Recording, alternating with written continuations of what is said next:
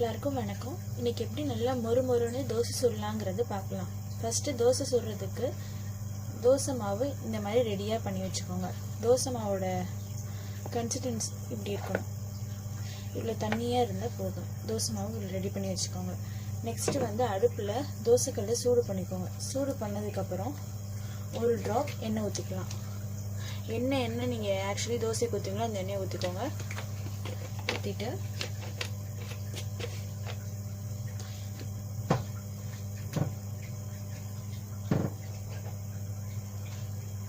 கொஞ்சமாக வெங்காயத்தை வந்து கட் பண்ணிட்டு போடுங்க. போட்டு சும்மா வதக்கிடுங்க. ஏன்னா மார்னிங் எழுந்திரிச்சோம்னா நீங்கள் எப்படி தோசை ஊற்றி போடுங்க.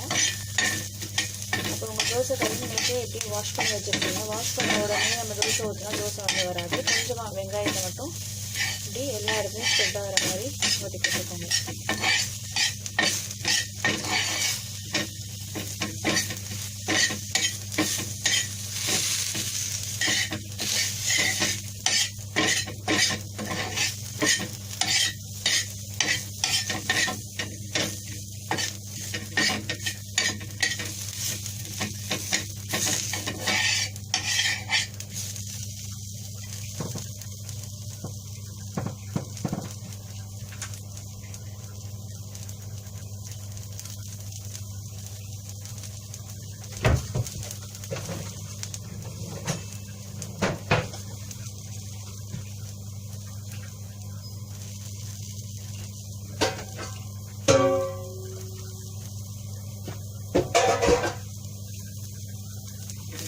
அப்புறம் இந்த வெங்காயத்தை ரிமூவ் பண்ணிடலாம்.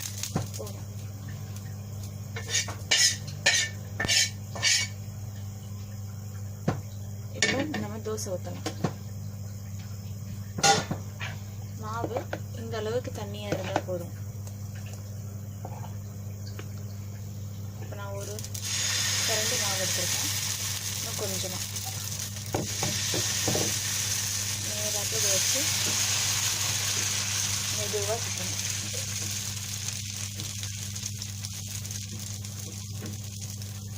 சுற்றினதுக்கப்புறம் நீங்கள் ஆக்சுவலாக எண்ணெய் நீங்கள் யூஸ் பண்ணுவீங்களோ அந்த எண்ணெய் எடுத்துக்கணும். நான் நல்லெண்ணெய் யூஸ் பண்ணுவேன். நல்லெண்ணெய் எடுத்துக்கிறேன்.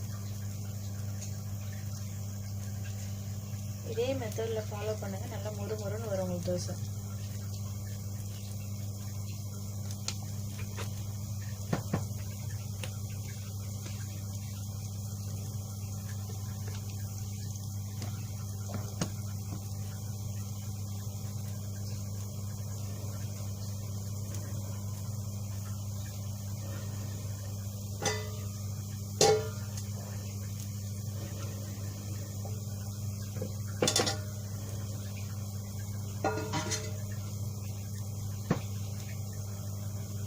நல்லா ஓரெல்லாம் வெந்து நல்லா செவந்து வரும்போது நம்ம தோசையை வந்து திருப்பி போட்டால் ஓகே. இப்போ இந்த சைடு வேகலை. இது வெந்த பிறகு தான் நம்ம தோசையை திருப்பி போடணும்.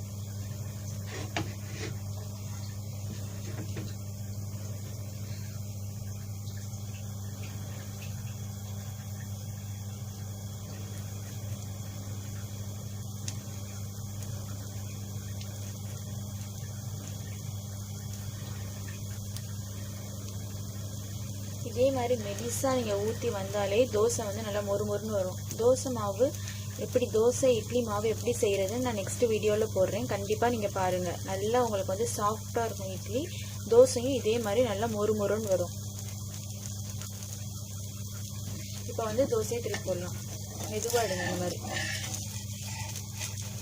இந்த சைடு வேகலை இருந்தாலும் மெதுவாக எடுங்க.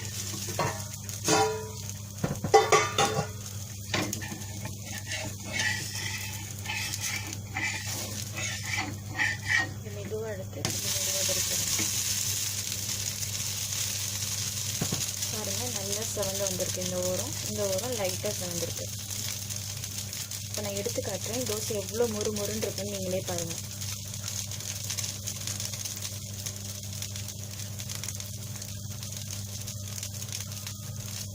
எப்பயுமே தோசைக்கு வந்து நீங்கள் நல்லெண்ணெய் ஊற்றுனீங்கன்னா தோசை வாசமாக இருக்கும். தோசையும் அது வந்து நல்லாவும் இருக்கும். அந்த எண்ணெயை ஊற்றி நீங்கள் தோசை ஊற்றி பாருங்கள். காம்பினேஷன் சூப்பராக இருக்கும்.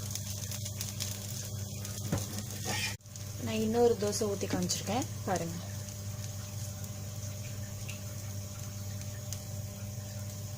இப்படி ஊற்றினா தோசை நல்ல பேப்பர் தோசை மாதிரி வரும், நல்லாவும் இருக்கும். நம்ம ஹோட்டலில் சாப்பிட்ட மாதிரி ஒரு ஃபீலிங்ஸ் இருக்கும். நான் எப்படி சாஃப்டாக இட்லி பண்ணுறது, எப்படி இது மாதிரி மொறுமொறுப்பாக தோசை செய்கிறதுன்னு சொல்லி உங்களுக்கு நெக்ஸ்ட் டைம் அந்த தோசை மாவு எப்படி ப்ரிப்பேர் பண்ணுறதுன்னு நான் நெக்ஸ்ட் வீடியோவில் போடுறேன். கண்டிப்பாக என்னோடய வீடியோவை ஃபாலோ பண்ணுங்கள்.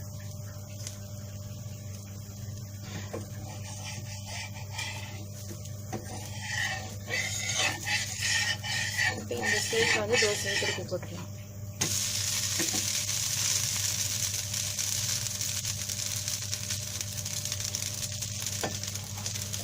பாருங்கள், நான் ஃபஸ்ட்டு ஊற்றின தோசை எவ்வளோ மொறுமொறுப்பாக இருக்குன்னு பாருங்கள்.